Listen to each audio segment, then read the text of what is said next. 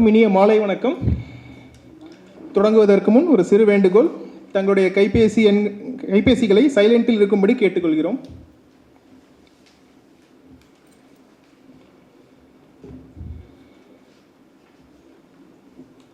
நன்றி. சென்னை வளர்ச்சி ஆராய்ச்சி நிறுவனம் மற்றும் காலச்சுவடு பதிப்பகம் இணைந்து நடத்தும் இன்றைய நூல் வெளியீட்டு விழாவுக்கு வருகை தந்துள்ள அனைவரையும் வருக வருக என்று வரவேற்கிறோம். இந்நூல் வெளியீட்டு விழாவுக்கு எங்கள் வேண்டுகோளுக்கிணங்க தலைமை தாங்கவும் சிறப்புரையாற்றவும் வருகை தந்துள்ள தமிழ் சான்றோரை வரவேற்பதில் பெருமகிழ்ச்சி அடைகிறோம். சென்னை வளர்ச்சி ஆராய்ச்சி நிறுவனம் தொடர்ந்து பல்வேறு சமூக அறிவியல் மற்றும் பண்பாட்டு ஆராய்ச்சிகளை மேற்கொண்டு வருகிறது. அதில் நூல் மற்றும் ஆய்வு வெளியீடுகள் ஒரு முக்கிய பங்கு வகிக்கின்றன. பெருந்தொற்று காலத்தில் கொண்டு வரப்பட்ட பொருளாதார கொள்கை சார்ந்த நூலாகட்டும், சமீபத்தில் வெளியிடப்பட்ட சமூக பொருளாதார மாற்றங்களை மையமாக கொண்ட மறைந்த பேராசிரியர் நீலகண்டனின் நூலாகட்டும், வஉசி சார்ந்த பேராசிரியர் ஆயிரா வெங்கடாச்சலபதி அவர்களின் நூல்களாகட்டும், எம்ஐடிஎஸ் மற்றும் எம்ஐடிஎஸ் பேராசிரியர்களின் வெளியீடுகள் தொடர்ந்து வரவேற்பை பெற்று வருகின்றன. அடுத்ததாக நம் சிறப்பு விருந்தினர்களை அறிமுகப்படுத்தி மேடைக்கு வரவேற்கவும் நிகழ்ச்சியை தொகுத்து வழங்கவும் பேராசிரியர் ஆயிரா வெங்கடாச்சலபதி அவர்களை வேண்டிக் கொள்கிறேன். நன்றி. அனைவருக்கும் வணக்கம். இந்த இனிய நிகழ்ச்சி வரவேற்பதில் பெருமகிழ்ச்சி அடைகின்றேன். இன்றைக்கு புதுமைப்பித்தனுடைய 77வது நினைவு நாள். இந்த பொன்னான நாளில் தாய், தந்தை, மகள் மூவருடைய நூல்களும் ஒரு சேர வெளிவருகின்றன. இது ஒரு முக்கியமான தருணம் என்று நினைக்கிறேன். புதுமைப்பித்தன் களஞ்சியம், கமலா விருத்தாச்சலம் அவர்கள் எழுதிய நினைவத்தி சிறுகதை தொகுப்பு, தினகரி சொக்கலிங்கம் அவர்கள் எழுதிய எந்தையும் தாயும் என்கின்ற இந்த 3 நூல்களும் ஒரு சேர வெளிவருகின்றன. இந்த நிகழ்ச்சியை மிக எளிய நிகழ்ச்சியாகத்தான் கொண்டாடுவதாக திட்டமிட்டோம். ஆனால் படிப்படியாக இது ஒரு பெரிய நிகழ்ச்சியாக தானாக வளர்ந்து விட்டது. ஏப்ரல் 25ஆம் தேதி, அதாவது புதுமைப்பித்தனுடைய பிறந்த நாள் அன்று இந்த நிகழ்ச்சி எளிய நிகழ்ச்சியாக நடத்துவதாக முதலில் திட்டமிட்டோம். பின்னர் பல்வேறு காரணங்கள், ஒன்று புதுமைப்பித்தனுக்கு நாங்கள் விழா கொண்டாடி பல ஆண்டுகள் ஆகிவிட்டன என்கின்ற நினைவு வந்தது. 2006ஆம் ஆண்டிலே அன்றைய குடியரசுத் தலைவர் அப்துல் கலாம் அவர்களுடைய தலைமையில் கோயம்புத்தூரிலே புதுமைப்பித்தனுடைய 100ஆண்டு விழாவை கொண்டாடினோம். அப்போது புதுமைப்பித்தன் மொழிபெயர்ப்புகள் செம்பதிப்பு வெளிவந்தது. அதன் பிறகு 2016ஆம் ஆண்டிலே தோமுசி ரகுநாதன் எழுதிய புதுமைப்பித்தன் வரலாறு, அந்த நூலுக்கு செம்பதிப்பை வெளியிட்டோம்.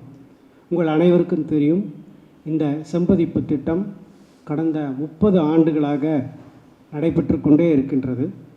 முதலில் அன்னையிட்ட தீ வெளிவந்தது. அது 1998ஆம் ஆண்டிலே வெளிவந்தது.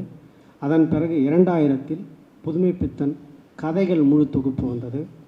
2002ஆம் ஆண்டிலே புதுமைப்பித்தன் கட்டுரைகள் செம்பதிப்பு வந்தது.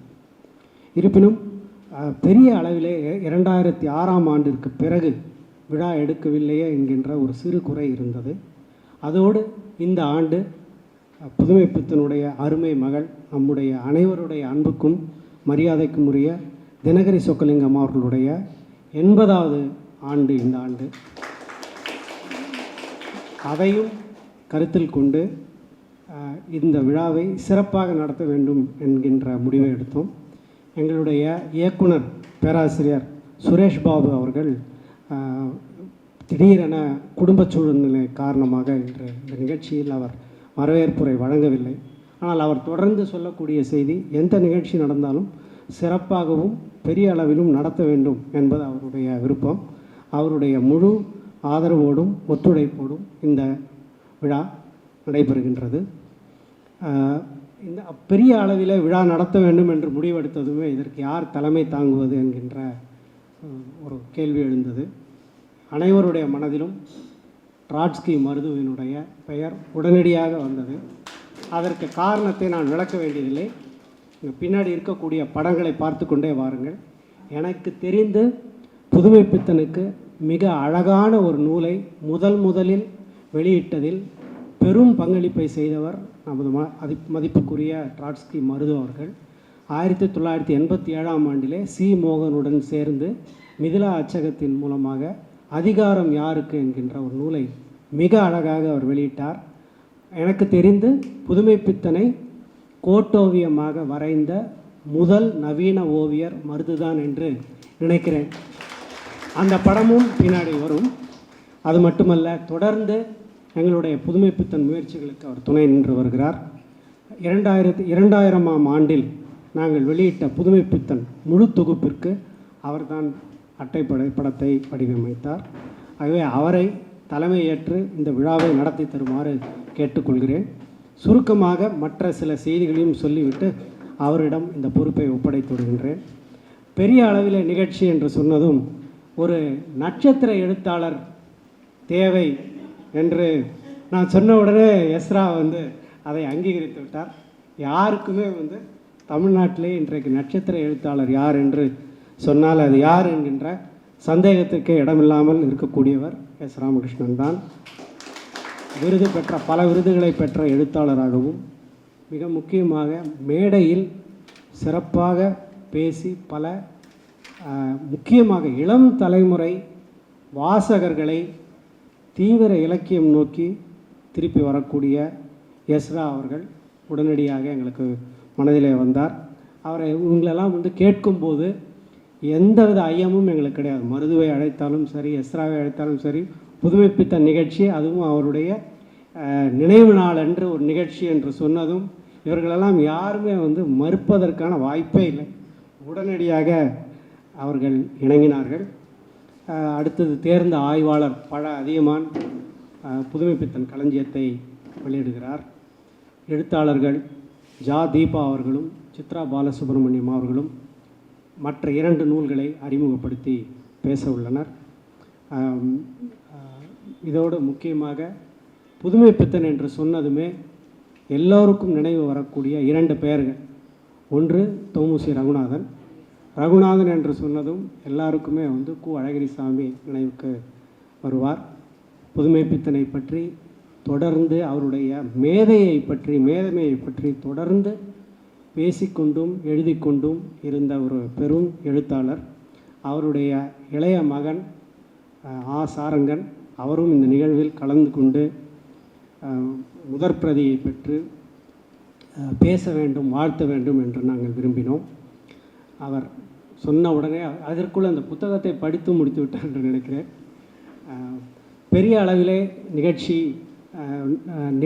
நிகழும் என்பது தெரிந்தவுடனே கண்ணனும் உடனடியாக தன்னுடைய பயண திட்டத்தை மாற்றி அவரும் இந்த நிகழ்ச்சியிலே கலந்து கொள்கின்றார். இது ஒரு நீண்ட பீடிகை தான். புதுமைப்பித்தனை பற்றி பேச தொடங்கினால் நிகழ்ச்சி அவரை பற்றி பேசிக்கொண்டே இருக்கலாம்.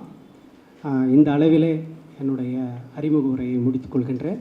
இந்த நிகழ்ச்சியில் தினகரி சொக்கலிங்கம் அவர்களுடைய கணவர் சொக்கலிங்கம் அவர்களும் அவர்களுடைய மூத்த மகள் ராஜேஸ்வரி அவர்களும் அவர்களுடைய பேத்தி டாக்டர் ஸ்ருதி அவர்களும் இந்த நிகழ்ச்சிக்கு வந்திருக்கிறார்கள்.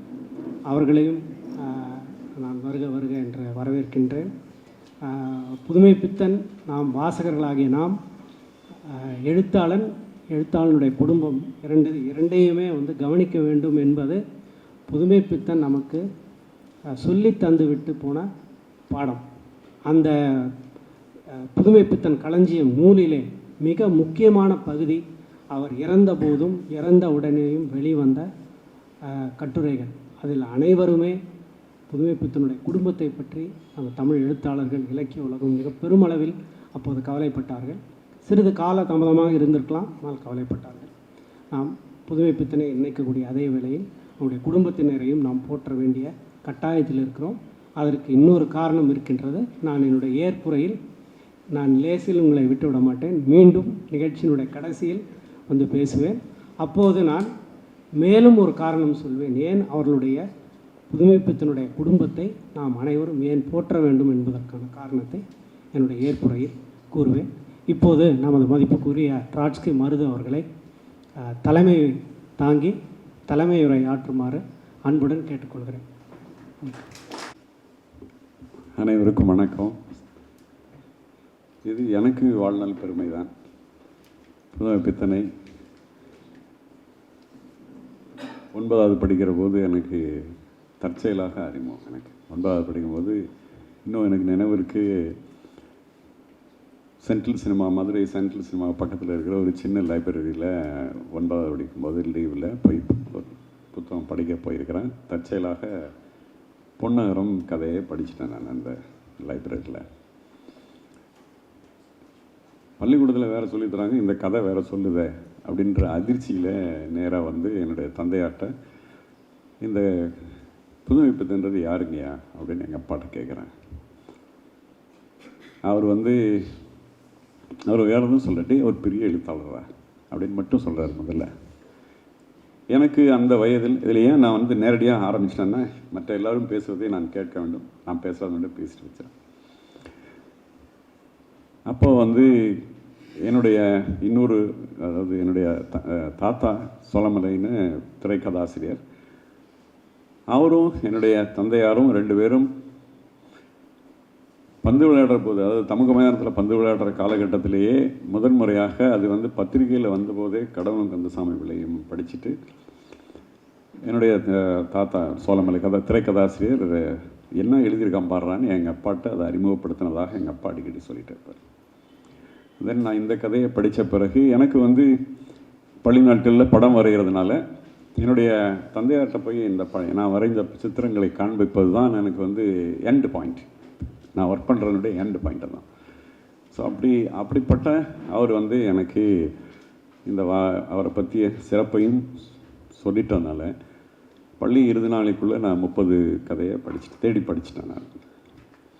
பிறகு நான் 10வது படிக்கிற காலத்திலே சென்னை தொடர்ந்து வருகிற பழக்கம் என்னுடைய தாத்தா திரைப்படத்துறையில் இருந்தபோது, நான் இங்கே வந்தபோது புதுமை பித்தனை பற்றி அவர்கிட்டையும் கேட்டேன்னு, என்னடா இந்த புதுமை பித்தெல்லாம் படிக்கிறியாடான்னு கேட்டார். என்ன கிண்டல், அவர் எப்பவுமே கிண்டல்.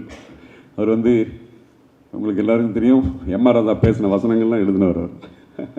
அதனால் அவர் என்னை கிண்டலாக பேசுகிறாரு. அப்போது அதான் மேலே எனக்கு இருக்கிற ஆர்வத்தில் அவர் தன்னுடைய நினைவை நான் புதுமை பித்தனை பார்க்குறதுக்கு தான் சென்னைக்கே முதல் முறையாக வந்தேன் என்று சொன்னார்.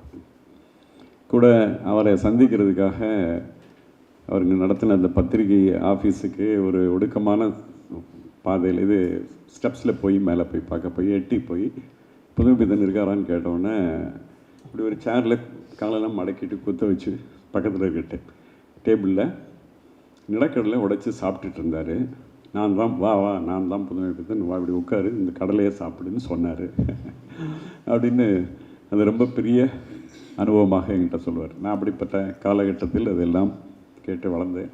கூட சென்னையில் இருக்கிற போது மந்தவெளியில் தான் அவர் இருந்ததுனால மந்தவெளியிலேருந்து நாங்கள் கிளம்பி காரில் அவரோட வந்தால் மந்தவெளியை தாண்டி நீங்கள் இருக்கிற மேடம் இருக்கிற இந்த தெருவை காமிச்சு இந்த பக்கம்தான் அவருடைய குடும்பம் இருக்குதுன்னு எனக்கு காரில் போகும்போதுன்னு எனக்கு நினைவுபடுத்துவார். பின்னாலே இது எதுக்கு சொல்கிறேன்னா வந்து கிட்டத்தட்ட அந்த வயதிலிருந்து எனக்கு வந்து 2 பேர் தான் வந்து பெரிய ஹீரோ. ஒன்று வந்து வால்ட் டிஸ்னி தான் எனக்கு பெரிய hero. Then after that Tamil படித்ததுனால புதுமை பித்தன் தான். புதுமை பித்தனுடைய நேர்மையும் உண்மையும் தான் ஒரு பெரிய லைட் மாதிரி வந்து இன் மெனி வே, அதாவது வார்த்தைகளை தாண்டி கூட எனக்கு வந்து அந்த காலகட்டத்தில் என்னோட நண்பர்கள், அதுலேயும் குறிப்பாக ஓவியக் கல்லூரி வந்த பிறகு நான் மதிக்கிற மாபெரும் கலைஞர்கள் எல்லோரும் அவரை கொண்டாடுவதும் அவரை பற்றிய பேச்சு எப்போதாவது மாறி மாறி வந்துடும். பிறகு சென்னை என்னுடைய சகோதரர் திரைப்படக் கல்லூரியில் படிக்கும்போது சாரங்கனோடு எனக்கு ஏற்பட்ட உறவும், சாரங்கனுடைய தாயார் சாரங்கன் குடும்பத்தினர் சொல்லுகிற பல்வேறு செய்திகளை கேட்டோம். கூட காலப்போக்கில் தோமஸையோடையும் நாங்கள் வந்து சாரங்கனால தோமஸோடையும் எனக்கு அதுலேயும் இன்னொன்று வந்து தோமஸுடைய சகோதரர் நாங்கள் இருந்த பகுதியிலிருந்து வளர்ந்து சென்னை வந்து பெரிய பதவிகள்லாம் வந்தவர். அதனால் எனக்கு என்னுடைய புற சூழல் பல்வேறு டைமென்ஷனில் வந்து புதுமை பித்தனை அவருடைய எழுத்தை படித்து எல்லோரும் தமிழ்நாடு கொண்டாடுறது போல் கூட அந்த நான் வந்து இன் டீட்டெயிலாக அவருடைய ஒர்க்கை பற்றி சொல்ல வரல. எனக்கு வந்து பேசிக்காக வந்து முதல்ல பிடிச்சது என்னென்னா, அடிப்படையில் அவருடைய எழுத்து வந்து எந்த வார்த்தையும் நீங்கள் ஒரு வார்த்தை கூட வெளியே எடுத்துட முடியாத மாதிரியான ஒரு ஸ்ட்ரக்சர் கூட வந்து நான் எப்போதும் அவரை எப்படி நாங்கள் ஃபீல் பண்ணுவோன்னா அவரை விஷுவலாக தான் ஃபீல் பண்ணுவோம். அவர் எப்போவுமே விஷுவலை ரெப்ரசன்ட் பண்ணி தான் எழுத்து. எதுலேயும் குறிப்பாக வந்து அவருடைய கதைகள் பல்வேறு நேரங்கள், அதனால தான் வந்து ஆரம்பத்தில் இருந்த அந்த நேரங்களில் வந்து பெரிய எனக்கு இருக்கிற ஆதங்கத்திலையும் இங்கே வந்து ஒரு சீக்வெண்டல் இமேஜ் மேலே இப்போ காமிச்ச படம் வந்தது தான். சீக்வெண்டல் இமேஜில் வந்து தமிழில் பெரிய அந்த ஆர்ட் ஃபார்மை வந்து பெருசாக வளர்த்து எடுக்கலை அப்படின்ற காலகட்டத்தில் முதன்முறையாக சில முயற்சிகளை செய்யணும் போதும் புதுமைப்பித்தனிலிருந்து தான் நான் ஆரம்பித்தேன். அது வந்து ஆனால் அதுக்கான இடம் முன்ன இல்லை. இப்போ வந்து காலேஜோடே வந்து கிராஃபிக் நாவல்லாம் போடுறது வந்துருச்சு. கூட வந்து கண்ணன் அந்த காலகட்டத்திலேயே நான் செய்த அந்த செல்லும் வழி இருட்டு அதை நாங்கள் வந்து முதல் முறையாக செய்து பார்த்தேன். அது வந்து அப்புறம் அப்பார்ட் ஃப்ரம் தட் இன்னும் அதுக்கு பிறகு இந்த இப்போ காமிச்ச இந்த இமேஜ் இருக்கு பாருங்கள், இதுக்கு முந்தினது அது அது எந்த பத்திரிக்கைன்னு டக்குன்னு நினைவு வரல. அதுவும் எப்படி ஒரு இன்னும் சில முயற்சி நான் இன்னும் ஸ்கெட்சாக வச்சுருக்கேன். ஆனால் அதுக்குமான ஸ்பேஸ் இல்லாமல் போயிடுச்சு. அந்த வகையில் அவரோடு தான் நான் வந்து அதாவது அறிந்த தமிழ் சமூகம், அறிவார்ந்த சமூகம் எப்படி அவரை வந்து ஒரு பெரிய விளக்கு போல் வந்து முன்னாடி கூட்டிகிட்டே அவர் அந்த வெளிச்சத்திலே எப்படி தமிழ் சமூகம் நடக்கிறதோ நானும் அதே போலவே உங்கள் எல்லோரையும் போலவே எனக்கும் அவருடைய சிறப்பையும் அவருடைய வாழ்வு முறையும் அவருடைய என்ன சொல்லுதுங்க அவருடைய சொல்லாடலையும் கொண்டாடுவதில் எனக்கும் பெரும் மகிழ்ச்சி. இந்த நாளில் உங்களோடு அதுலேயும் அடுத்து பேசுகிறவருடைய பேச்சை தான் நான் கேட்குறதுக்கு விரும்புகிறேன். நான் இந்த நாளில் உங்களோடு நான் இருப்பதில் எனக்கு பெரும் மகிழ்ச்சி. கூட இந்த கண்ணன்ட்ட திரும்பி ஒரு எங்கேயாவது ஏதாவது ஒரு கூட நான் இன்னொன்று சொல்லணும். அதாவது இலங்கைக்கு போன போது, அதாவது முதல் முறையாக மானிடத்தின் ஒன்று கூடல் என்று அவர் அதாவது புலிகள் அந்த அமைப்பில் அதை கூப்பிட்ட போது நாங்கள் போய் மேலெல்லாம் பார்த்தோம். அதுக்கு முன்னாடி எனக்கு ஒரு பெரிய ட்ரீமு, துன்பக்கேணி யாராவது சினிமா எடுக்க மாட்டாங்களான்னு நினச்சிட்டு இருப்பேன். யாராவது சினிமா எடுக்க மாட்டாங்களா, அவ்வளோ பெரிய பிரமாதமான ஒரு அது வந்து நான் திரும்பவும் அங்கே போய் அந்த ராமநாதபுரத்து வாழ்க்கை இன்னும் அப்படியே அந்த எச்சம் மாறாமல் அப்படியே தோட்ட தொழிலாளர்களுக்கு இருக்கிறது பக்கத்தில் நான் போய் பார்த்தோன்னே எனக்கு சடார்னு அவருடைய கதை தான் எனக்கு அன்ஃபோல்ட் ஆச்சு. அது மாதிரி அவர் எப்போதும் அவருடைய நேர்மையும் உண்மையும் தான் என்னை சொல்லாடலெல்லாம் தாண்டி எல்லோரையும் இப்போதும் ஹோல்டு பண்ணுதுன்னு நான் நினச்சிட்டு இருக்கிறேன், எல்லாரையும் போல். இந்த முயற்சிக்கு பிறகு கண்ணன் இன்னும் யாருவாது சீக்வெண்டல் இமேஜ், அதாவது கிராஃபிக் நாவலை அவரை செய்யணும்னு எனக்கு பெரிய இன்னும் இளம் கலைஞர்களும் பதிப்பாளர்களும் அதை செய்ய வேண்டும் என்று என்னுடைய கடைசி கோரிக்கையாகவும் அதை சொல்லிக்கொண்டு நிறைவேறுகிறேன், சின்னது செய்கிறேன். கூட என்னென்னா டாக்குமெண்ட்ரி இவரை தோமுசியை நாங்கள் டாக்குமெண்ட்ரி போய் சாரங்கன் பண்ணாப்புல அப்போ அவர் ஒரு பிரமாதமாக நான் சொல்ல மறந்துட்டேன். அவர் வந்து நான் வந்து காத்திருப்பேன், சினிமா பார்க்க வருவார், என்னை அங்கே வந்து காத்திருக்க சொல்லுவார் மவுண்ட் ரோட்டில். இப்போ வந்து காத்திருக்க சொல்லுவார், நான் இருப்பேன். அவருக்கு ரொம்ப ஹாரர் ஃபிலிம் தான் ரொம்ப பிடிக்கும் அப்படின்னு என்கிட்ட சொன்னார். நான் ஒரு காலத்தில் ஹாரர் படம் என் மாமாலாம் கூட்டி போனேன், அடுத்த நாள் போனால் காய்ச்சல் வந்துடும் எனக்கு. ஆனால் பிறகு ஏஸ்தட்டிக்கலாக இருக்கிற பாசிபிலிட்டி, டார்க் இமேஜ் மேலே இருக்கிற ஏஸ்திரிக்ஸை இதெல்லாம் பார்க்க ஆரம்பித்த பிறகு தான் புரிஞ்சது, அன்ஃபோல்ட் ஆச்சு எனக்கு அவர் என்ன. இன்னும் நல்லா சொன்ன போகிறேன், அந்த புதைகுழியில் நடக்கிற சம்பவங்கள்லாம் இருக்குது பாருங்கள், அது எனக்கு நான் படிக்கும்போதே எனக்கு ஹேமர் ஃபிலிம்ஸ் டார்க் ஃபிலிம் தான் எனக்கு ஞாபகம் வந்துச்சு. அவ்வளோ பிரமாதமாக அவரை இன்ஃப்ளூயன்ஸ் பண்ணியிருக்கு. அதுவும் எனக்கு மறக்காது. யாரோடையும் நான் அதை ஷேர் பண்ணிக்கிற முடியாது அந்த காலகட்டத்தில். சாரங்கன் நான் போவேன், சாரங்கன் அந்த டாக்குமெண்ட்ரியை பண்ண பிறகு எனக்கு அவர் பேசுனதுலேருந்து இன்னும் சில அனுபவங்களாம் ஃபுல் ஃபார்மில் இருக்கிறது. அது ஒரு அரிய டாக்குமெண்ட்ரி. எல்லோரும் இந்த நாளில் எல்லோரும் நான் வந்து இந்த நாளில் உங்களோடு இருப்பதில் எனக்கு பெரும் மகிழ்ச்சி. நன்றி, வணக்கம். ஆயிரா வெங்கடாசலபதி அவர்கள் தொகுத்த புதுமைப்பித்தன் களஞ்சியம் நூலை தமிழ்நாடு அரசு சென்னை திரைப்படக் கல்லூரி தலைவர் ஓவியர் ட்ராட்ஸ்கி மருது அவர்கள் வெளியிட திரு சாரங்கன் அவர்கள் பெற்றுக்கொள்வார்.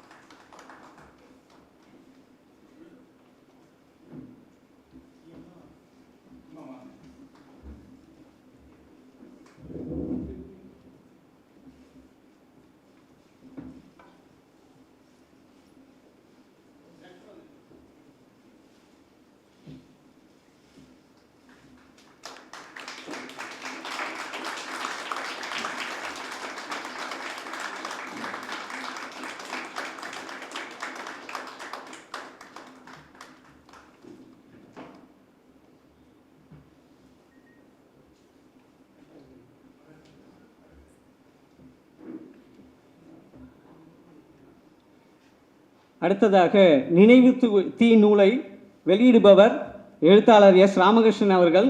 பெற்றுக்கொள்கிறார் சித்ரா பாலசுப்ரமணியம் அவர்கள்.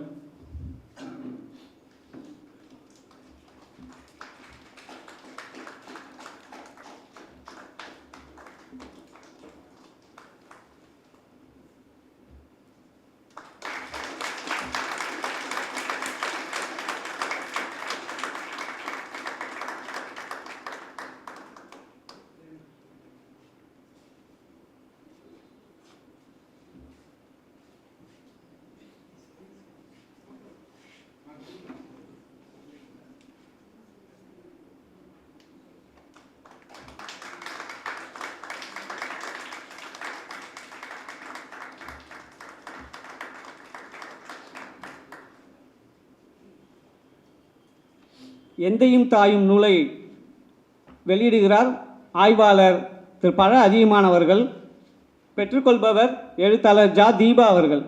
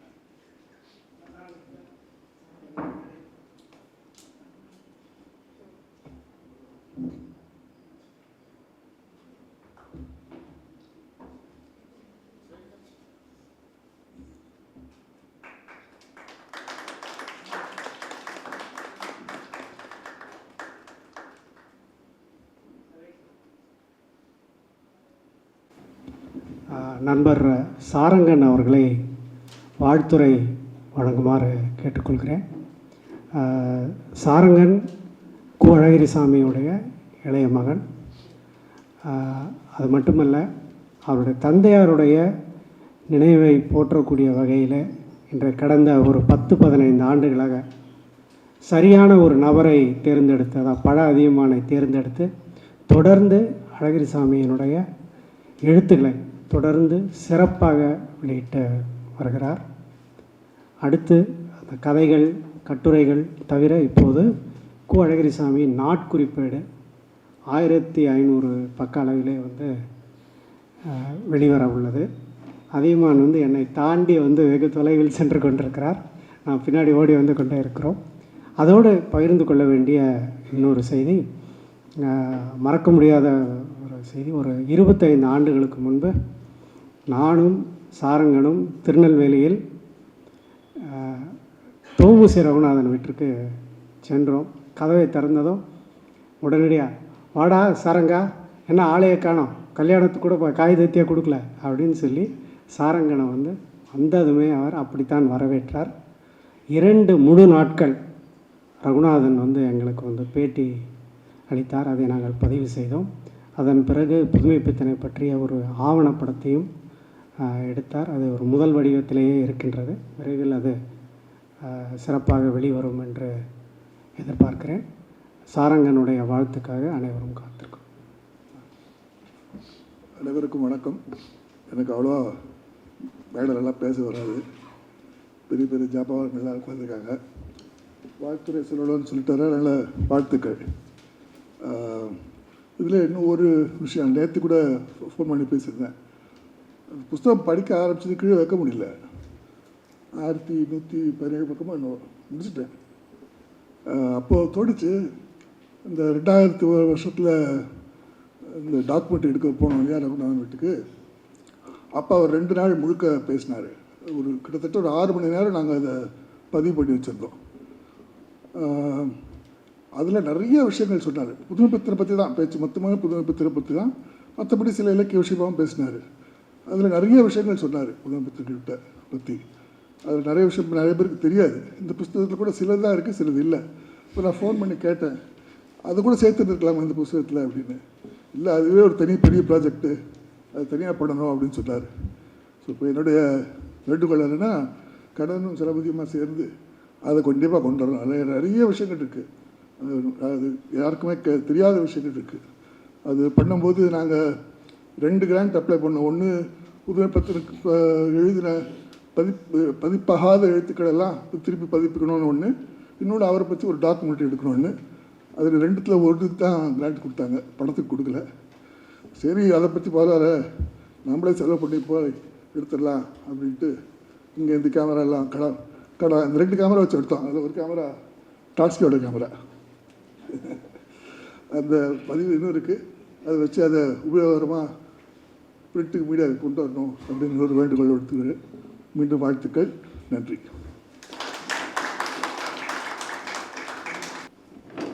புதுமைப்பித்தன் களஞ்சியம் நூலின் பண்பும் பயனும் இரண்டையுமே எஸ்ரா மிக நுட்பமாக உங்கள் முன் வைத்துவிட்டார். இதை போன்ற நூல்களினுடைய பயன் இதை போன்ற பார்வைகளை சாத்தியப்படுத்துவதுதான். இதற்கு மேல் அவருடைய உரையை பற்றி நான் வேறு எதுவும் சொல்ல வேண்டிய தேவையில்லை என்று நினைக்கிறேன். எங்களுடைய இந்த நிகழ்ச்சி நிரலில் கடைசியாக ஏற்புரை நான் சொல்வதாக இருந்தது. அதற்கு எனக்கு முன்பு தினகரி அம்மையார் அவர்கள் சொல்ல வேண்டும் என்று அவர்கள் விரும்பினார்கள். ஒரே ஒரு நிமிடம். என் உள்ளுணர்வு சொல்கின்றது, தினகரி அம்மையார் பேசிய பிறகு என்னால் பேச முடியும் என்ற நம்பிக்கை எனக்கு இல்லை. இப்போதே எனக்கு அந்த நம்பிக்கை இல்லை. அவர் பேசிய பிறகு பேச முடியும் என்று எனக்கு தோன்றவில்லை. ஆனால் நான் சொல்ல வேண்டிய சில செய்திகள் இருக்கின்றன. ஆகவே உங்கள் அவையினருடைய அனுமதியுடன் சில சொற்களை நான் சொல்ல விரும்புகின்றேன். அதியமான் அசகாய சூரன் என்று சொன்னார். சகாய என்னளவிற்கு நண்பர்களையும் துணை நின்றவர்களையும் துணைவர்களையும் வேறு யாருமே பெற்றிருக்க முடியாது. எனக்கு கிடைத்த அளவிற்கு நண்பர்களும் துணைவர்களும் உங்களில் பலருக்கு கிடைத்திருந்தால் நீங்கள் பலர் நோபல் பரிசை வாங்கியிருப்பீர்கள். ஆகவே என் பல நண்பர்களுடைய உதவி என் மூலமாகத்தான் இது சாத்தியப்பட்டது. அந்த பெயர்களை எல்லாம் இந்த நூலிலே குறிப்பிட்டிருக்கின்றேன். இந்த தொகுப்பு ஏன் வந்தது என்பதை மட்டும் சொல்ல விரும்புகிறேன். இந்த தொகுப்பு கடைசியாக வர வேண்டிய தொகுப்பு. அதாவது ஏற்கனவே 5 நூல்கள் வந்துள்ளன. புதுமைப்பித்தன் கடிதங்கள், புதுமைப்பித்தனுடைய பிற படைப்புகள். அதன் பிறகு இந்த நூல் வருவதாகத்தான் இருந்தது. வெவ்வேறு சூழ்நிலைகளின் காரணமாக இந்த நூலை முதலில் கொண்டு வந்து விடலாம் என்று நினைத்தேன். அதற்கு ஒரு காரணம், இந்த நூல் ஒரு 400-500 பக்கங்களுக்குள் அமைந்துவிடும், எளிதில் முடித்து விடலாம் என்று நினைத்து இறங்கினேன். ஒவ்வொரு முறையும் 40 ஆண்டுகளில் ஒவ்வொரு நூலை தொடங்கும் போதும் பழைய நூல்களை தயாரித்த அனுபவத்தில் இந்த முறை விரைவாகவும் சுருக்கமாகவும் சுலபமாகவும் முடித்து விடலாம் என்று நினைப்பேன். ஒவ்வொரு முறையும் அது பொய்த்து போகும். இந்த முறை அது மிகப்பெரிய அளவிலே பொய்த்து போனது. பல ஆண்டுகள் இவ்வளவு பெரிய நூலாக வெளிவரும் என்று நான் கனவிலும் நினைத்து பார்க்கவில்லை. இதனுடைய வித்து என்னவென்றால், எஸ்ரா சொன்னார், ஏற்கனவே சுந்தர் ராமசாமியை பற்றி சொன்னார்கள். 19 வயதில் 20 வயதில் புதுமைப்பித்தனை படித்தார்கள் என்று. எனக்கு அதில் ஒரு வியப்பும் இல்லை. அந்த வயதில்தான் புதுமைப்பித்தனுடைய பைத்தியம் பிடிக்கும், பின்னாடியெல்லாம் அது பிடிக்காது. சின்ன வயசில் தான் அந்த பைத்தியம் பிடிக்கும். அந்த பைத்தியம் பிடிச்சது அந்த சமயத்தில் எனக்கு ஒரு அனுபவம் ஏற்பட்டது. நாரண துரைக்கண்ணன் அவர்களை நான் ஒரு 14-15 வயதிலேயே வந்து பார்க்கக்கூடிய வாய்ப்பு, அவரோட பேசக்கூடிய வாய்ப்பெல்லாம் இருந்தது. அப்போ நான் எல்லார்கிட்டேயும் வந்து புதுமைப்பித்தனை பற்றி தான் பேசுவேன். அப்போ அவர்கிட்ட பேசினபோது எனக்கு மனசில் அதெல்லாம் பதியல. அவருக்கும் புதுமைப்பித்தனுக்கும் ஒரே வயசு, அவங்க 2 பேரும் ஒன்றா பார்த்துருப்பாங்க, பேசியிருப்பாங்க, ஒருத்தரை பற்றி ஒருத்தர் எழுதியிருக்கிறாங்க. இதெல்லாம் எனக்கு எதுவுமே வந்து மனசில் இல்லை. நான் புதுமைப்பித்தன் புகழ் பேசினேன். உடனே நாரண துரைக்கண்ணன் சொன்னார், பெரிய எழுத்தாளர் தான், ஆனால் என்ன வேணால் எழுதலாம் அப்படின்னு நினைத்தவர் அப்படின்னு சொன்னபோது என் மனதிலே ஒரு எண்ணம் தோன்றியது. அப்படின்றால் நாம் 1982 83 அதாவது புதுமைப்பித்தன் மறைந்து பல ஆண்டு காலம் கழித்து நாம் படிக்கும்போது இந்த உணர்வுகள் எல்லாம் ஏற்படுகின்றன. சமகாலத்தில் அவரை எப்படி பார்த்திருப்பார்கள் என்பதை தெரிந்து கொள்ள வேண்டும் என்கின்ற ஆர்வம் இருந்தது. அப்படித்தான் அவருடைய நூலுக்கு வந்த மதிப்புரைகள், இந்த வ.உ.சி. பாரதி ஆராய்ச்சின்னு போகும்போது கூடவே புதுமைப்பித்தனும் வந்தார். இவங்கெல்லாம் தனித்தனி நபர்கள் இல்லை, இவங்க 3 பேரும் ஒன்றா தான் இருக்கிறாங்க. பாரதியினுடைய நூல்கள் வெளிவர புதுமைப்பித்தன் உடனுக்குடன் அந்த கதைகளுக்கெல்லாம் எதிர்வினையாற்றுகிறார். சந்திரிகையின் கதை வருது, வந்த உடனே அவர் கோபால ஐயங்கார் மனைவியை எழுதுகிறார். பிஜித்தீவில் இந்து ஸ்திரீகளின் நிலைமை என்ற பாடல் வந்து ஒரு தொகுப்பாக வரும்போது உடனடியாக துன்பக்கெண்ணி எழுதுகிறார். அப்படி தான் வந்து பார்க்கும்போது ஒரு வியப்பு இருந்தது. சிலர் அவருடைய கதைகளை பார்த்து மிரண்டிருக்கிறார்கள் சமகாலத்திலேயே என்பது வந்து புரிந்தது. இது ஒரு பொருள். இன்னொன்று, ரகுநாதனுடைய புகழை வந்து நம்ம சொன்னோம். ரகுநாதனுடைய பங்களிப்பு 2. ஒன்று, அவராகவே வந்து புதுமைப்பித்தனுடைய புகழை நிலைநிறுத்தினார். அதோடு அவர் செய்த இன்னொரு காரியம், புதுமைப்பித்தன் புகழ் பாடுபவர்களையெல்லாம் அவர்தான் உருவாக்கினார். சுந்தர ராமசாமி என்னிடம் சொன்னது என்னவென்றால், ரகுநாதனை ஏன் அவர் போய் பார்த்தார் அப்படின்றால், புதுமைப்பித்தன் இன்னைக்கு இல்லை, அவருடைய அவதாரமாக ரகுநாதன் இருக்கிறார் அப்படின்றார். அதே போல தான் 30 ஆண்டுகள் கழித்து நானும் ரகுநாதனை போய் பார்க்கிறேன். இத்தனைக்கு ரகுநாதன் வந்து கூடுமான வரை எழுத்தில் எவ்வாறு வந்து அவர் ஒரு பெரிய ஈர்ப்புடையவராக இருப்பாரோ, நேரிலே அந்த ஈர்ப்பையும் கவர்ச்சியையும் வந்து தவிடு பொடி ஆக்குவதற்கு என்னவெல்லாம் ஒரு மனிதன் செய்ய முடியுமோ அனைத்துமே செய்திருப்பார். ஆனால் அதையும் மீறி இந்த புதுமைப்பித்தன் என்ற அந்த கோட்டி பிடிச்சிருச்சுன்னு திருநெல்வேலியில் சொல்லுவாங்க இல்லையா, அப்படி தான் அது கோட்டி பிடிச்சிருச்சு. அதிலிருந்து நம்ம பார்க்கும்போதெல்லாம் அவரை பற்றி வந்த குறிப்புகளை எல்லாம் வந்து நம்ம சேகரித்து கொண்டே இருந்தோம். ஒரு குறிப்பிட்ட கட்டத்தில் ஒரு கட்டுரை எழுதினார் 2002 மதுரை நினைவு இருக்கும், கண்ணன் அதிகமானுக்கெல்லாம் நினைவு இருக்கும். இப்போது அந்த கட்டுரையை ஒரு 20 பக்க கட்டுரை எழுதினா தான் இன்றைக்கி விரிந்திருக்கின்றது. அதுலேயும் எனக்கு நினைவு இருக்குது. அந்த கட்டுரை எழுதி முடித்த பிறகு தலைப்பு ஒன்று அமையாமல் வந்து தவித்து கொண்டிருந்தோம். நானும் அதிகமானும் பேசிகிட்டு இருக்கோம். அப்போ சட்டுன்னு வந்து உட்காந்தது அந்த கட்டுரைக்கு தலைப்பு வானத்து அமரன் அப்படின்னு சொல்லி, அது ஒரு வானத்து அமரனாக. அப்படி இந்த கட்டுரைகளெல்லாம் சேகரித்து வந்தோம், அந்த புத்தகமாக கொண்டு வந்திருக்கோம். அதில் எத்தனையோ செய்திகள் இருக்குது, நம்ம பேசிக்கொண்டே போகலாம். அவர் பல கட்டுரைகள் எழுதலாம், ஒரு நாடகம் எழுதலாம், சினிமா எழுதலாம், இது போல் நிறைய பேர் செய்யலாம். 2-3 செய்திகள் மட்டும் நான் சொல்லிக்கிறேன். அந்த ரகுநாதன் எப்படி ஒரு பலமாக இருந்தாரோ, ரகுநாதன் என்பவர் ஒரு திரையாகவும் இருந்தார். இப்போ இன்றைக்கு கமலா விருதாச்சலம் பற்றி தீபா பேசினாங்க, நாங்கள்லாம் பேசுகிறோம். உங்களுடைய பாட்டி, உங்களுடைய கொள்ளுப்பாட்டி அப்படின்னு பார்க்குறோம்.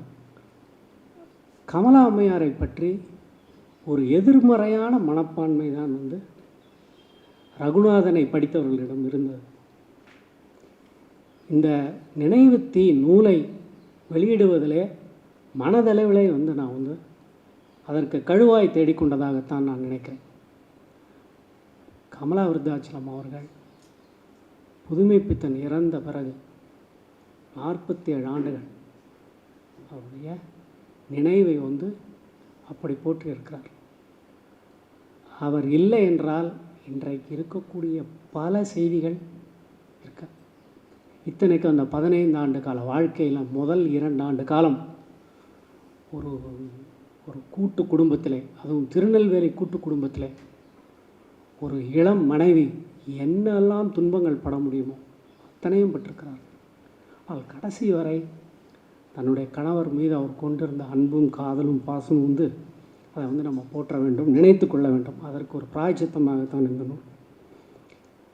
அதே போல் பல சமகால பார்வைகளை வந்து புரிந்து கொள்ளும்போது ரகுநாதனை தாண்டி பல பார்வைகள் இருக்கின்றன.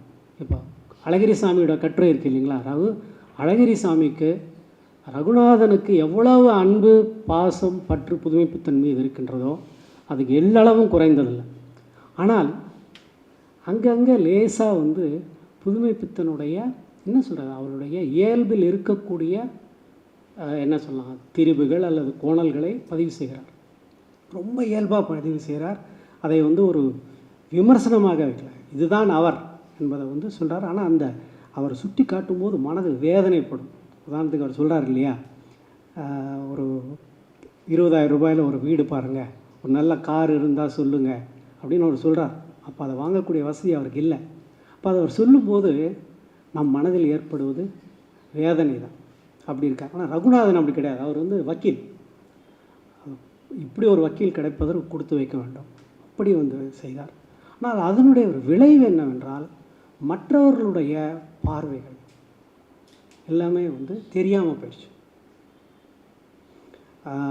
ஒரு சுகி சுப்பிரமணியனை நம்ம தெரிஞ்சுக்காமல் போயிட்டோம். அல்லது காணாசுவே எடுத்துக்கொள்வோமே, காணாசு நிறைய எழுதியிருக்காரு, அவருடைய கட்டுரைகளில் சில பிரச்சனைகள் இருக்கலாம். அதில் ஒரு அற்புதமான ஒரு வரி, புதுமைப்பித்தனுக்கும் எனக்குமான உறவு என்று சொல்லும்போது அவர் சொல்கிறாரு, எங்களிடையே ஒரு 10 ஆண்டு கால அமைதி தராத நட்பு நிலவியது அப்படின்றார். அப்படின்னா அது எப்படி ஒரு 2 பெரிய இலக்கியவாணர்கள், நான் சொல்ல முடியாது புதுமைப்பித்தனுக்கும் எனக்கும் 10 ஆண்டு கால அமைதி தராத நட்பு போயா அப்படின்னு நீங்கள் சொல்லுவீங்க. பெரியவர்களுக்கு இடையில் இருக்கக்கூடிய ஒரு உரசல், உறவு, நெருக்கம் எல்லாமே இருக்கக்கூடிய ஒரு இது போல் ஒருத்தரும் ஏற்கனவே லா சண்முக சுந்தரம் சொன்னதை பற்றி சொல்லியிருக்காரு. அப்புறம் இதை படிக்கும்போது எனக்கு ஏற்பட்ட உணர்வு என்னவென்றால், பாரதியை பற்றி சமகாலத்து எழுத்துக்களை எல்லாம் நாங்கள் அடியொற்றி தேடி சென்றோம். இப்போ மணிகண்டன் இப்போ கூட ஒரு பயணத்தை முடிச்சுட்டு வந்திருக்கார். இப்போ அதில் பார்க்குறோம், சமகாலத்தில் பார்த்தவர்கள் வந்து போதுமான அளவிற்கு அங்கீகாரம் கிடைத்ததா அப்படின்ற ஒரு கேள்வி அதுவும் தமிழ் சமூகத்தில் என்றைக்குமே இருக்கும்.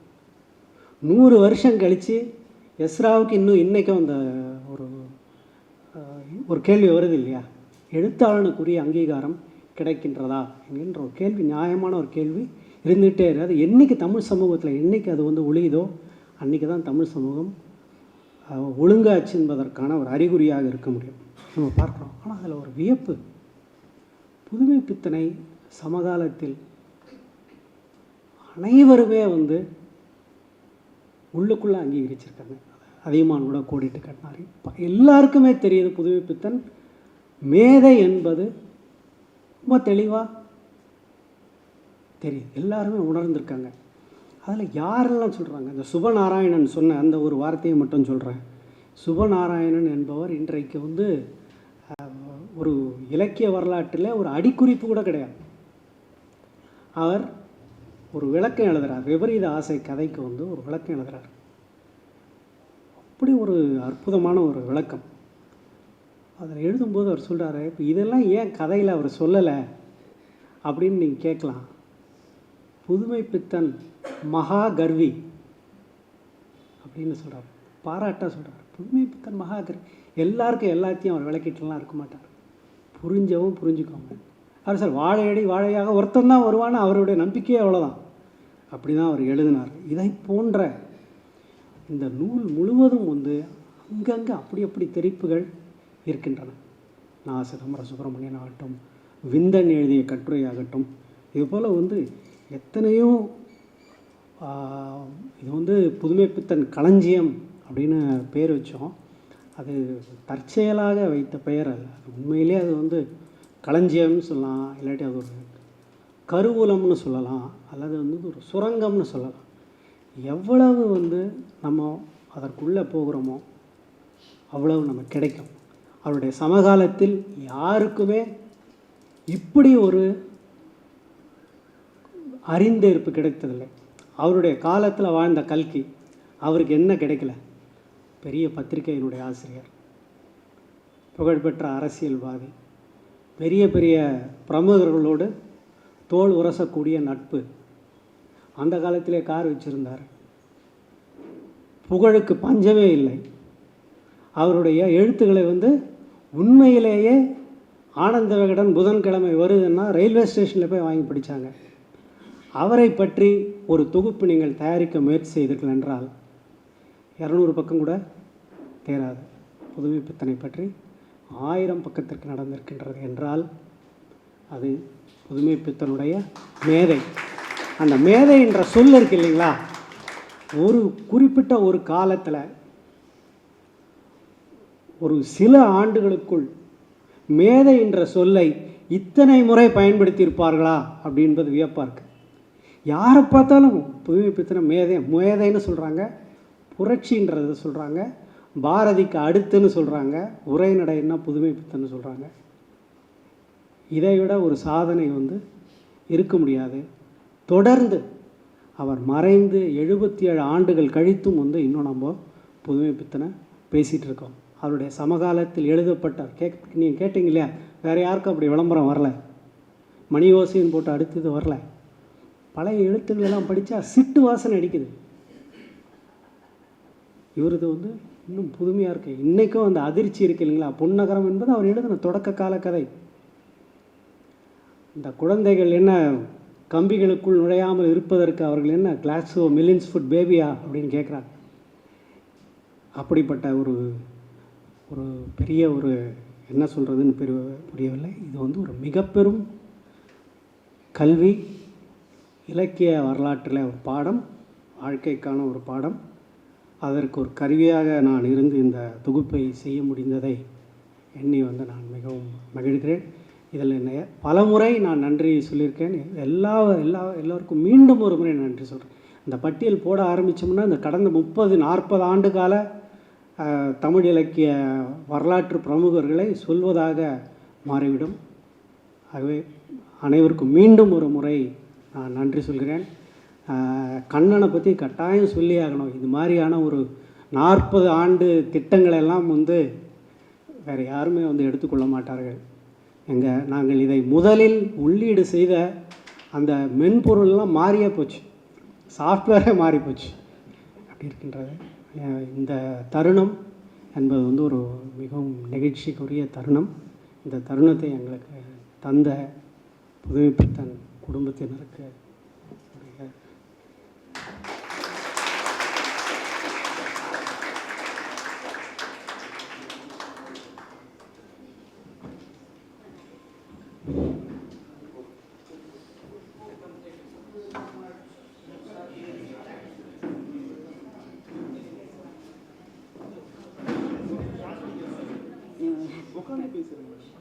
உட்காந்து வேண்டாம். தேங்க்யூப்பா.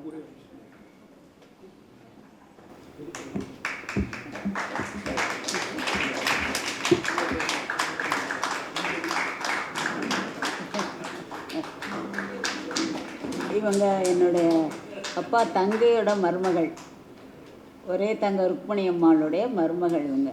அவங்க ஐயா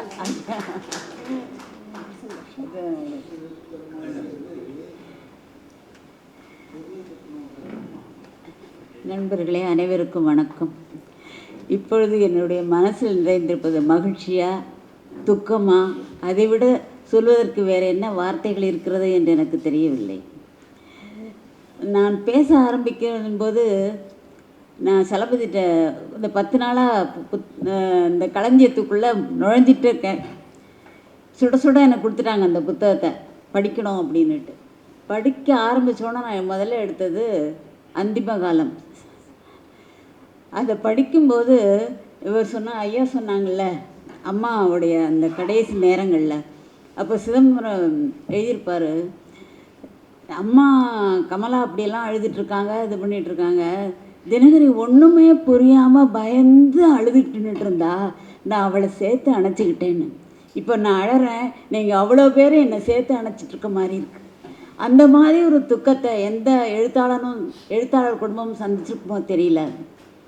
அம்மாவுக்கு வந்து 30 வயசு அப்பா இறக்கும்போது, சரி நம்ம வந்து அவருடைய படைப்புகளெல்லாம் நூலாக்கி நம்ம வாழ்வதற்கு ஒரு வாழ்வாதாரம் தேடணும்னு வராங்க, கிளம்பிட்டாங்க. திருவனந்தபுரத்துலேருந்து கைச்சுமையாக என்னையும் பிடிச்சிட்டு வரும்போது என்ன நினச்சாங்களோ, ஆழ்வாயின்னு ஒரு பெரிய ஆறு இருக்குது, அந்த ஆறை தாண்டி வண்டி கடகடான்னு ஓடிட்டுருக்கு.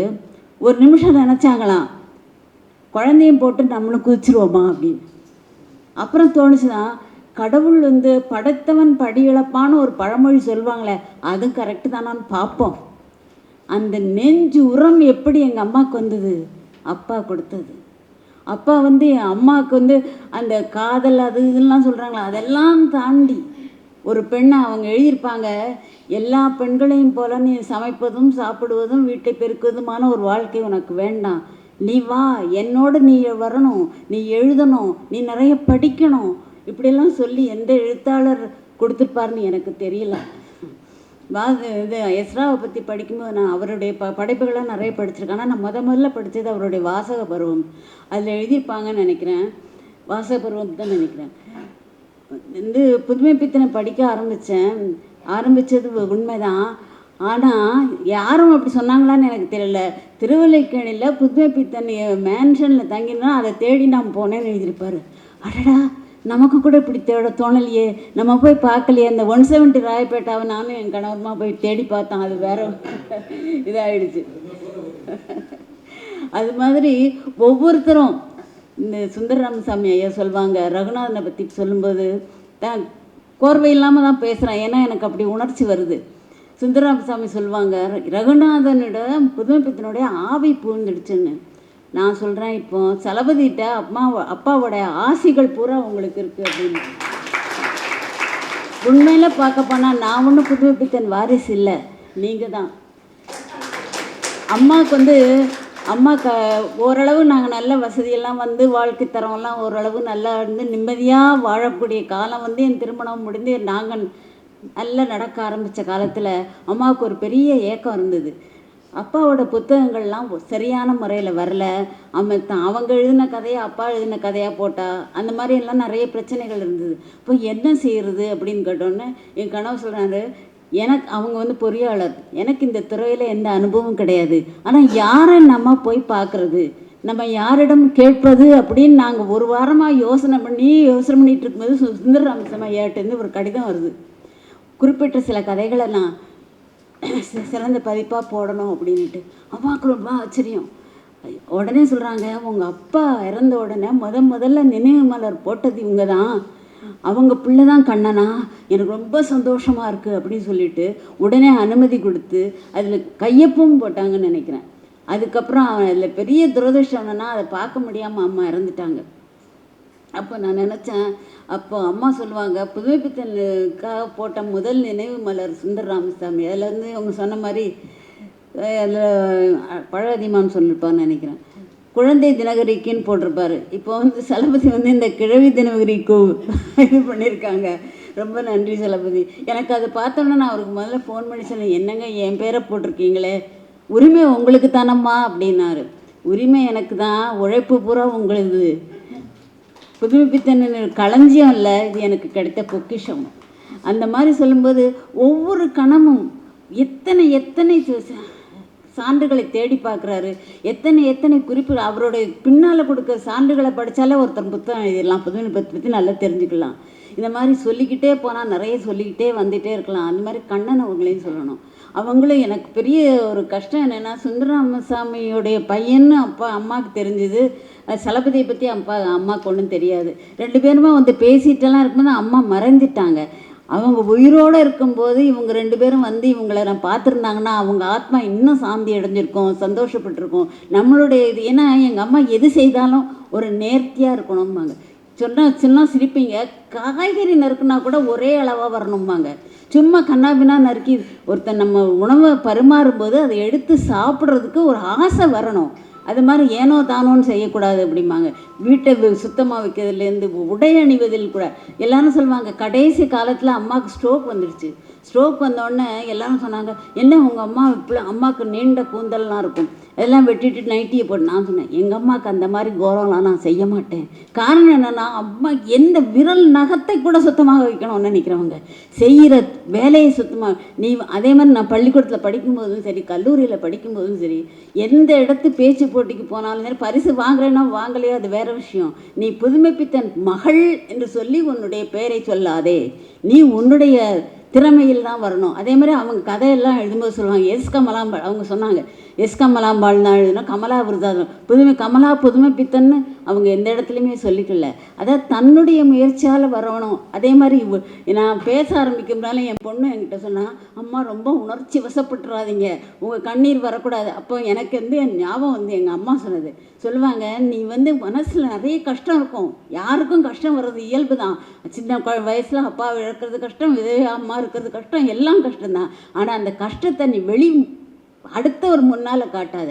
உனக்கு என்ன வேணுமோ நீ வீட்டில் போய் நல்லா யோசிச்சு பாரு, அடுத்தாப்புல நம்ம என்ன செய்யலாம் நினச்சி பாருன்னு தான் சொல்லுவாங்களே ஒழிய, இதை மாதிரி அடுத்தவர் முன்னால் அழக்கூடாது அப்படிம்பாங்க. அது மாதிரி ஒவ்வொரு தமையும் சொல்லுவாங்க. என்னுடைய பிள்ளைகளை பற்றி நான் சொல்கிறேன்னு நினைக்காதீங்க. அப்பா எனக்காக ஒரு வைர நெக்லஸ் வைரத்தில் ஒரு அணிகலன் வாங்கிட்டு வந்திருப்பாங்க. உடனே அம்மா அதை எதுக்குறாங்க, என்னங்க இந்த பணம் வந்திருக்கு வாசம் தான், அதை இது போய் சரியே அப்படின்னு சொல்லிட்டு. அப்போ என் பொண்ணுகள் இப்போ படிச்சுட்டு சொன்னாங்க, அம்மா அப்பா நம்ம தாத்தா தொலைச்ச வைரம் எங்கேயும் போல நம்ம அப்பாவாக வந்திருக்காங்கன்ட்டு. ஏன்னா எந்த இடத்துல நான் அதை சொல்கிறது உங்களுக்கு சற்று முரணாக கூட இருக்கலாம். ஏன்னா இது எங்கள் அப்பா தன்னுடைய 40 வயசில் போயிட்டாங்க, அம்மா 78 வயசில் போனாங்க, நான் இப்போ 80 நடந்துகிட்ருக்கேன். நான் இந்த மாதிரி நடந்து வாழ்ந்துட்டு இருக்க காரணமே இந்த மாதிரியான ஒரு புத்தகத்தை படிப்பதற்கும் இந்த மாதிரியான ஒரு இதுக்கு தான் எனக்கு நான் நீண்ட ஆயுள் கடவுள் கொடுத்துருக்காருன்னு நான் நினைக்கிறேன். மனசு நிறைஞ்சிருக்குங்க. மனசு நிறையும் பொழுது வார்த்தைகளுக்கு பஞ்சம் தானே வரும். இதுக்கு மேலே என்னால் பேசவும் தெரியல. ஆனால் ஒவ்வொருத்தருக்கும் நான் நன்றி சொல்லணும். தீபாவுக்கு சொல்லணும், சித்ரா வீட்டுக்கு வந்திருக்காங்க, ஞாபகம் இருக்கும்னு நினைக்கிறேன், நம்ம வீட்டுக்கு வந்திருக்காங்க. இது மாதிரி சலபதியோட உழைப்பை நான் பாராட்டுறதுக்கு எனக்கு தமிழில் வார்த்தைகளும் கிடைக்கல, ஆங்கிலத்திலையும் கிடைக்கல, எந்த மொழியிலையும் கிடைக்கல. ஆனால் ஒரே ஒரு மொழி இருக்குது, அது அன்பு மொழி. அந்த அன்பு மொழியால் நான் உங்களை வாழ்த்திக்கிட்டே இருக்கேன். உங்களை எப்படி பாராட்டுறேன். அதே மாதிரி மருதையா நம்ம வீட்டுக்கு முதல்ல அந்த அப்பா வரைஞ்சாங்க. இந்த ஓவியம் கோட்டோவியம் அவ்வளோ இதை நான் பத்திரமா வச்சுருக்கேன். அதே மாதிரி இந்த பேனாவை, அப்பாவோட பேனாவை வரைஞ்சிருப்பாங்க. அது வள்ளி ஒரு அப்பாவோட கவிதை ஒன்று எடுத்து போடும்போது உங்களோட பேனாவை தான் அதில் மேலே போட்டுப்பாங்க. எஸ்ட்ராலாம் நம்ம வீட்டுக்கு அம்மாவெல்லாம் சந்தித்தா அவ்வளோ சந்தோஷப்பட்டுருவாங்க. அம்மா கடைசி 6 வருஷம் வேலை கட்டாரில் கஷ்டப்பட்டாங்க. ஆனால் கூட இந்த மாதிரி எழுத்தாளர்கள்லாம் வந்தால் அன்றைக்கி சொல்லுவாங்க, இன்றைக்கி ராத்திரி எனக்கு தூக்க மாத்திரை கொடுக்காத, நான் தூங்கக்கூடாது, ஏன்னா எனக்கு அவங்கெல்லாம் பேசுறது மனசில் வந்துக்கிட்டே இருக்கணும், நான் அப்பாவை நினச்சிக்கிட்டே இருக்கணும்ன்ட்டு. இதெல்லாம் ஒரு ஆச்சரியமான ஒரு விஷயம். அம்மாவுக்கு உடம்பு சரியில்லாமல் திருவனந்தபுரத்தில் ஏதாவது அப்பாவுக்கு தெரிஞ்சிடுமா, உடனே நீ இந்த நேரத்தில் இந்த நிமிஷத்தில் உனக்கு இந்த மாதிரி இருந்ததா, அது ஆச்சரியமாக இருக்கும். அது என்ன சொல்கிறது, அதுக்கு டெலிபதி என்னெல்லாமோ வார்த்தைகள் இருக்கலாம். ஆனால் அதுக்கு மேற்பட்ட ஒரு இது காதல் இல்லை, காமம் இல்லை, அன்பு இல்லை, அதுக்கும் மேலே ஒரு வார்த்தை எனக்கு சொல்லவும் தெரியலை. அவங்க வாழ்ந்த வாழ்க்கையினுடைய காலங்கள் கொஞ்சமாக இருக்கலாம், அவங்க இன்னும் வாழ்ந்துக்கிட்டே தான் இருக்காங்க. என்னை பொறுத்த மட்டும் எங்கள் அப்பா அம்மா சாகலை, இங்கேருந்து நம்ம பேச்சை கேட்டுட்டு தான் இருக்காங்க. எனக்கு இதை விட சொல்கிறதுக்கு வார்த்தைகள் இல்லைன்னு திரும்ப அதே சொல்லிவிட்டு உங்களை இது பண்ண விரும்பலை. ஆனாலும் இனிமேல் அவர் சொன்ன மாதிரி இன்னும் ஒரு புத்தகத்துக்கு நிறைய குறிப்புகள் இருக்குன்னு சொன்னாங்க, அதுவும் வெளிவரணும். அதை பார்க்குற அளவுக்கு எனக்கு ஆயுசம் இருக்கணும். அது எனக்கு மகிழ்ச்சியில். இந்த நேரத்தில் பேனாப்புசாமி ஒரு தடவை இது பண்ணும்போது சொல்லுவாங்க, அவருடைய வாழ்க்கை குறிப்பில் நான் ஒன்று படித்தேன். இந்த மாதிரி ஒரு இலக்கிய கூட்டத்தில் மிகவும் உணர்ச்சி வசப்பட்டு பேசி அவர் தன்னுடைய புத்தகங்களை எல்லாரும் பாராட்டுறதை பற்றி பேசிகிட்டே இருக்கும்போது ஹார்ட் அட்டாக் அந்த இடத்துல இறந்துடுறாரு. ஆச்சரியமாக இருந்தது, இப்படி கூட நடக்குமா அப்படின்னு நான் யோசிச்சுருக்கேன். இந்த மாதிரி நிலைமை வரும்போது மனசு சந்தோஷத்துலேயும் விம்மிரும், துக்கத்துலேயும் விம்மிரும் தான் நான் நினைக்கிறேன். மேலும் நீங்கள் அனைவரும் புதுமைப்பித்தனை பற்றி பேச பேச பேச நான் இன்னும் எங்கள் அப்பா எங்கூட இருக்காங்கன்னு தான் நான் நினச்சிட்ருக்கேன். வீட்டுக்கு வாங்க எல்லோரும். ஒரு தடவை நீங்கள் எங்கள் வீட்டுக்கு புதுமைப்பித்தனை அவர் வீடு வாங்கணும்னு அப்பா ஆசைப்பட்டாங்களாம். அது சென்னையில் வீடு வாங்கணுங்கிறது ஒரு ஆசை இருந்தது. அப்போ வந்து எங்கள் அம்மா சொல்கிறாங்க, பணம் வந்து அந்த திரைப்படத்தில் வந்து ஓரளவுக்கு பணம் வந்தோடனே நான் வந்து தாம்பரத்தில் பார்த்துருக்கேன், மாம்பரத்தில் ஒரு வீடு பார்த்துருக்கேன் கமலா, அந்த வீடு எனக்கு ரொம்ப பிடிச்சிது. ஆனால் உள்ளே போய் பார்த்தா தரையெல்லாம் சொரன்னு இருந்தது. நம்ம பிள்ளை தவழ்ந்தா முட்டி காயம் ஆயிருமே அப்படின்னு இருக்காங்க. அப்போ எனக்கு அதை படிக்கும்போது என் மனசு காயம் ஆன மாதிரி இருந்தது. எத்தனை ஒரு இப்போ நம்ம வீடு வசதியாக இருக்குது, நல்லா தான் இருக்குது, ஆனால் அப்பா இல்லையே அப்படின்னு இருக்கும்போது எங்கள் கணவர் சொல்வார், அவங்க எங்கே போனாங்க, நம்ம கூட தானே இருக்காங்க. இது பேசுகிறத கூட கேட்குற மாதிரி தான் எனக்கு தோணும். சில நேரங்களில் அப்பா அப்படின்னு கூப்பிடு, எல்லாரும் கீழே வந்து அம்மாம்பாங்க, எனக்கு அப்பான்னு வரும். உடனே அம்மா கிட்ட வருவாங்க, பாரு நீ என் பேர் உனக்கு வரல அப்படிம்பாங்க. நான் தானே அப்படியெல்லாம் இல்லை, அப்பாவும் அம்மாவும் சொல்லுவாங்க, உமையொரு பாகம், நீங்கள் தான் உமையொரு பாகம் அப்படின்ட்டு. இந்த மாதிரி வாழ்க்கையில் எத்தனையோ கஷ்டங்களை நாங்கள் சந்திச்சிருக்கோம். ஆனால் அத்தனை கஷ்டத்துலேயும் எங்களை நிமிர்ந்து வாழ வச்சது அப்பாவுடையது. அப்பா வந்து அம்மாவுக்கு எவ்வளோ தைரியத்தெல்லாம் கொடுத்தாங்களோ, எப்படி நீங்கள் அந்த புத்தகத்தில் நான் எழுதியிருப்பேன், நீங்கள் படித்து பாருங்கள். அம்மா எப்படியெல்லாம் கஷ்டப்பட்டாங்கங்கிறதுக்கு நான் நிறைய செய்திகள் இப்போ சொன்னப்போனால் அது ஒரு நீண்ட பேச்சாக போயிடும், அது தேவையில்லைன்னு நான் நினைக்கிறேன். வாழ்க்கையில் வந்து ஒரு பெண் நிர்கதியாக நின்றாலும் அவளுக்கு உறுதுணையாக இருக்கிறது அவள் கணவரும் குடும்பம் தான். குடும்பத்தில் சில நேரங்களில் சில பிரச்சனைகள் வந்து இருந்தாலும் கணவனும் மனைவியும் ஒரு அன்பான நேசித்தில் இருந்தால் நீயா நானா என்று இல்லாமல் நீயும் நானுமாய் வாழ்கின்ற வாழ்க்கை தான் மனிதனை பக்குவப்படுத்தும். அவர்களுடைய இறந்தாலும் அவரை நினைக்க தோன்றும். அவர் அப்போ இலக்கியத்தில் 1000 படைப்புகளை பற்றி பேச 1000 பேர் இருந்தாலும் அவருடைய வாழ்க்கையை பற்றி பேசுறதுக்கு எனக்கு உரிமை இருக்குதுன்னு நினச்சி தான் அந்த இதுக்கு போகலை, நான் இலக்கியத்துக்குள்ளே நுழையலை. அப்பாவோட கதைகளில் வரும் செல்லம்மாளுங்கிற கதை சூரா சொல்லிடுவாரு, யாக சிறந்த காதல் கதை செல்லம்மாள்ட்டு. அதில் வந்து அன்புங்கிறது உடல் சார்ந்ததல்ல, உள்ளம் சார்ந்தது. அந்த கணவனுக்கு வர்றதுக்குள்ளே அவருக்கு பிடிச்ச காணத்தை வரையும் வத்த குழம்பையும் பண்ணி வச்சுட்டு தனக்கு தோசை சாப்பிடணுங்கும்போது அந்த மாவு எடுத்து அந்த அம்மா ஊற்றுவாங்களாம். சொட்டாக அடுப்பை சுற்றி அந்த மாவு துளிகள் விழுந்திருக்குமா. அப்போ அந்த கை நடுங்குது. அப்போ என்ன பண்ணுற, கை நடுங்கி கீழே மயங்கி விழுந்துடுறாங்க. அவர் வராரு, பிரம்மநாயகம் உள்ளே வராரு, தெரியுது மனைவி ரொம்ப மோசமாக இருக்குது நிலைமைன்னு பார்த்து உடனே வைத்தியரை கூப்பிட்றாரு. அவர் சொல்லிடுறாரு, அப்போல்லாம் பார்த்துட்டு இன்னும் கொஞ்சம் நேரம் தாங்கிற மாதிரி சொல்லிட்டு போயிடுறாரு. கொஞ்சம் நேரம் பார்க்குறாங்க, அவங்க இறந்துடுறாங்க. உண்மைதான், மனைவி இறந்துட்டா.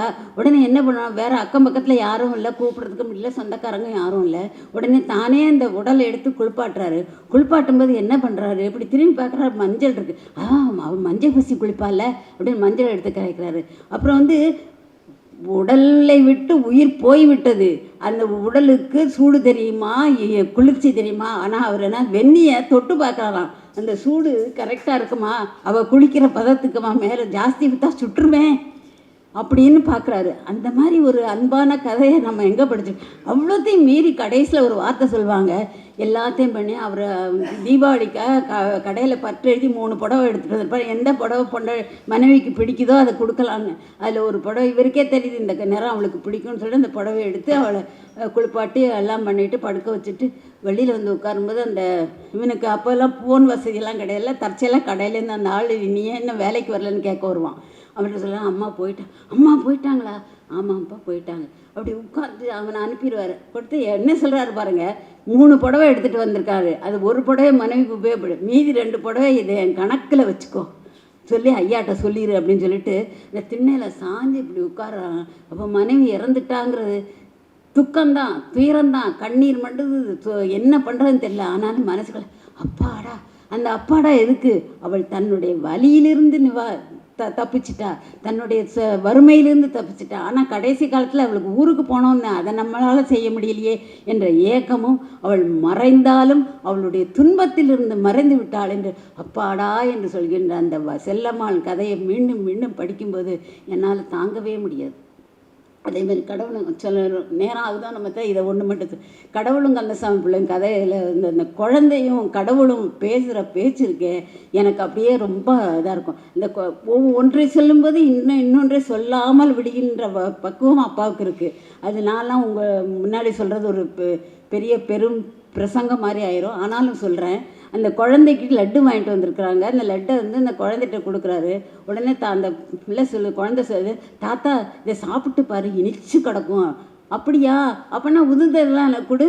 உடனே அந்த குழந்தை, புத்திசாலி குழந்தை சொல்லும், உதிர்ந்ததை கூடனா நான் எப்படி அவ்வளோத்தையும் முழுசாக முடுங்க முடியும், உதிர்ந்தானே செய்யும். இந்த இடத்துல பிட்டுக்கு மனுஷன் இந்த கதை சொல்லாமல் சொல்லியிருப்பார். இந்த மாதிரி குழந்தைகள் கூட அவருடைய இதில் பார்க்கும்போது புத்திசாலி. அதே மாதிரி ஒரு குழந்தை வந்து ரிக்ஷாக்காரன்ட்ட தகராறு பண்ணிகிட்டு இருக்கோம், ஏன் என்னை மட்டும் கூட்டிகிட்டு போக மாட்டேங்கிற, அந்த வீட்டு பிள்ளையை மட்டும் ஸ்கூலுக்கு கூட்டிகிட்டு போறியார். உடனே அந்த பிள்ளையை காணணும் முருகதாசர் வெளியில் தின்னும் அந்த குழந்தை ரிக்ஷாக்காரர்கிட்ட சண்டை போட்டுட்ருக்கோம். அதுக்கு தெரியாது நான் அப்பா கிட்ட காசு இல்லை கொடுக்கறதுக்கு, நம்மளை நடந்து தான் நம்ம ஸ்கூலுக்கு போனோங்கிறதெல்லாம் அந்த பிள்ளைக்கு தெரியாது. அந்த இடத்துல பார்க்கும்போது அந்த பிள்ளை எவ்வளோ புத்திசாலித்தனமாக பேசுது. அதே மாதிரி ஒவ்வொரு குழந்தைகளையும் பார்க்கும்போது இந்த மாதிரி ஒரு புத்திசாலி குழந்தைய எழுதுகிற அப்பா கிட்ட நம்ம வளராமல் போயிட்டோமே என்று எனக்கு ரொம்ப ஆதங்கமாக இருக்கு. நான் வந்து 3வது பிறந்தேன். முதல்ல ஒரு குழந்தை பிறந்தவுடனே இறந்துடுச்சு, 2வது குழந்தை 2-3 மாதம் இருந்து இறந்துடுச்சு. அப்போ சில நேரங்களில் நான் நினைப்பேன், நம்ம ஒருவேளை போயிருந்தால் அப்பா இன்னும் 2 நாள் இருந்திருப்பாங்களோ அப்படின்னு கூட நான் சில நேரங்களில். அம்மா சில பைத்தியக்காரத்தன மாதிரி பேசாத, அவனுக்கு விதித்தது இவ்வளோதான், உங்கள் அப்பா என்கிட்ட சொல்லியிருக்காங்க, நீ உன்னை வந்து இப்படி பண்ணணும் இப்படி பண்ணணும் இப்படி படிக்க வைக்கணும்னு சொல்லியிருக்காங்க, அதை நான் நிச்சயம் நிறைவேற்றுவேன், நீ அதுக்காகலாம் கவலைப்படாத.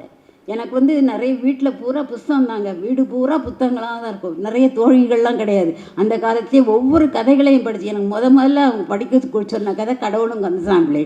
படித்தா புரியாத வயசில் அது படித்து காட்டி அதனுடைய அர்த்தத்தையும் அனுபவத்தை எங்களுக்கு கூட. அதே மாதிரி கபாடபுரம் கதையை படித்து வியந்து போயிருக்கேன். என்னோடய பேத்திக்கெல்லாம் நான் அந்த கதையை சொல்லுவேன், ஆனால் அம்மா நீங்கள் சொல்கிறது ரொம்ப நல்லா இருக்குது அப்படின்னு சொல்லுவோம் அந்த பிள்ளைங்க.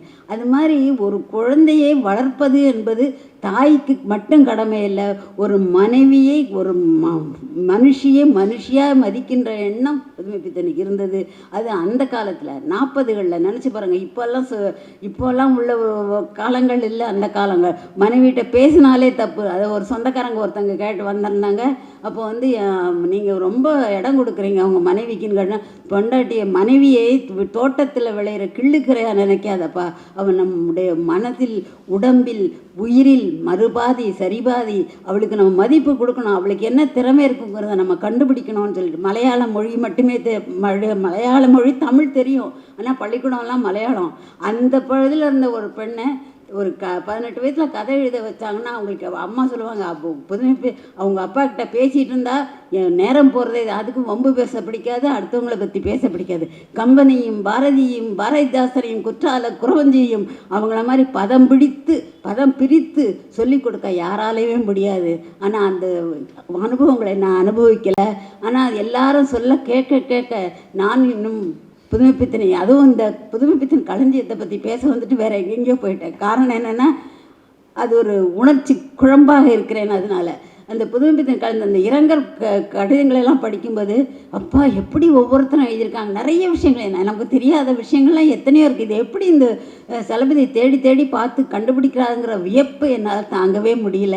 உங்களுக்கு கடவுள் நிறைய அருளை கொடுக்கணும். புதுமைப்பித்தன் ஆசை பூரா உங்கள்கிட்ட இருக்குது. இனிமேல் நீங்கள் நிறைய அந்த காலத்தில் காப்பி இல்லைன்னு எழுதினாங்க, பதிப்புரிமை பற்றி எழுதினாங்க, வஉசியை பற்றி எழுதினாங்க, புதுமைப்பித்தனை பற்றி களஞ்சியமே கொண்டு வந்துட்டாங்க. இந்த பெரிய பொக்கிஷத்தை கொடுத்ததுக்கு அவங்களுக்கு நான் ரொம்ப நன்றி சொல்லிக்கிறேன். அதே மாதிரி கீதா அவங்க பேசின பேச்சுக்கும் சித்ரா அவர்களுடைய பேச்சுக்கும் எங்களுடைய மனமார்ந்த நன்றி. அதிகமானவர்களுடைய பேச்சு எப்போவுமே அருமையாக இருக்கும். தக்க சான்றோடுகள் தான். என்ன மாதிரி சான்றெல்லாம் இல்லாமல் நம்ம எதாவது தப்பாக சொல்லிட்டா, சலபதிட்ட சரசமாக பேசும்போது எனக்கு பயமாக இருக்கும், நம்ம எதாவது தப்பாக சொல்லிட்டா அவர் கண்டுபிடிச்சிருவார் அப்படின்ட்டு. அது மாதிரி என்னை விட நிறைய தெரிஞ்சவர் புதுமைப்பித்தன் படைப்புகளை பற்றி அக்கு வர ஆணி வர தெரிஞ்சவர் அவர். ஒரு தப்பாக ஒரு செய்தி சொல்லி அவர்கிட்டருந்து நம்ம மீள முடியாது. அது மாதிரி ஒவ்வொருத்தரையும் பார்க்கும்போது எனக்கு மிகுந்த மகிழ்ச்சியாக இருக்குது. இதுக்கு யாருக்கு நன்றி சொல்வது, யாருக்கு வணக்கம் சொல்கிறது, யாரை பெருமைப்படுத்துன்னு எங்களுக்கு ஒன்றுமே தெரியல. மீண்டும் உங்கள் அனைவருக்கும் என்னுடைய நன்றியும் வாழ்த்துக்களையும் சொல்லி விடைபெறுகிறேன்.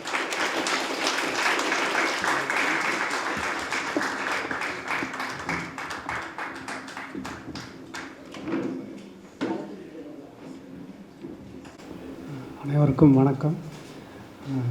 தினகரி அம்மையார் பேசிய பிறகு அதற்கு மேல் யாரும் பேசுவதற்கான இடம் இல்லை என்று நினைக்கிறேன். அனைவருக்கும் எங்களுடைய அன்பும் வணக்கம்.